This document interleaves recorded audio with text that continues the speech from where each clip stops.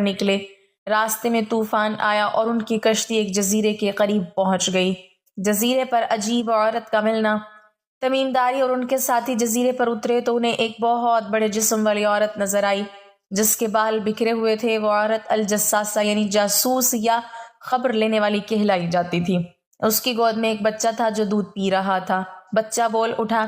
جب تمیم داری اور ان کے ساتھیوں نے عورت سے بات چیت شروع کی تو اچانک اس کا بچہ بول اٹھا اور کہنے لگا، یا رسول اللہ صلی اللہ علیہ وسلم، یہ یہودیہ ہے، اس سے ہوشیار رہنا۔ تمیم داری حیران رہ گئے کیونکہ بچہ عام طور پر اتنا چھوٹا ہوتا ہے کہ بول نہیں سکتا۔ عورت کا انکشاف۔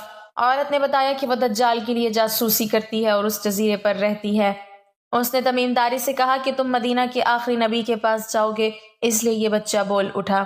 تمیم داری کا رسول اللہ صلی اللہ علیہ وسلم کو واقعہ سنانا۔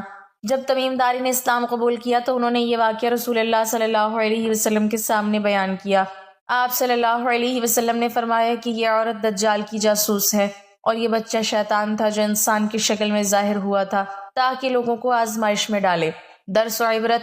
یہ واقعہ دجال کے فتنے کی طرف اشارہ کرتا ہے۔ اس میں معجزے کا پہلو بھی ہے کہ ایک چھوٹا بچہ بول اٹھا۔ رسول اللہ صلی اللہ علیہ وسلم کی نبوت کی سچائی کا ثبوت ہے کیونکہ تمیم داری نے بعد میں اسلام قبول کیا اور یہ واقعہ بیان کیا۔ یہ واقعہ صحیح مسلم میں موجود ہے۔ اس واقعے سے معلوم ہوتا ہے کہ دجال کا فتنہ بہت بڑا ہوگا اور اس کے لیے جاسوس جیسے الجساسہ کام کرتے ہیں۔ رسول اللہ صلی اللہ علیہ وسلم نے ہمیں دجال سے بچنے کی تلقین فرمائی ہے، خاص طور پر سورۃ الکہف کی ابتدائی آیات پڑھنے کی ہدایت دی ہے۔ ناظرین، یہ بچہ کیا واقعی انسان تھا یا شیطان تھا؟ بعض روایات کے مطابق یہ شیطان تھا جو بچے کی شکل میں ظاہر ہوا تاکہ لوگوں کو آزمائش میں ڈالے۔ امام نووی رحمہ اللہ نے شرح مسلم میں لکھا ہے کہ یہ شیطان کا ایک مظہر تھا۔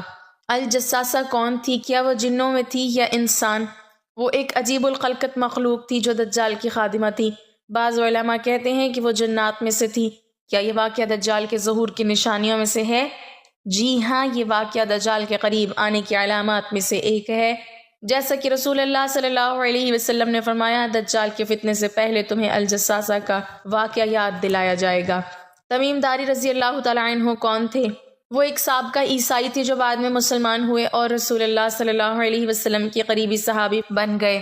انہوں نے روئے زمین پر سب سے پہلے چراغوں سے مسجد کو روشن کرنے کا اعزاز حاصل کیا۔ دجال کا ذکر کیا قرآن مجید میں ہے؟ اگر کوئی شیطان صفت انسان شک پیدا کریں کہ دجال کا ذکر قرآن میں کہاں ہے تو سب سے پہلے اس سے اصولی طور پر سوال کریں کہ آپ اپنے قرآن کی تفسیر کا لنک دیں جس میں آیات کا شان نزول مستند احادیث سے ہو تاکہ آپ کون ہیں اس کی پہچان ہو۔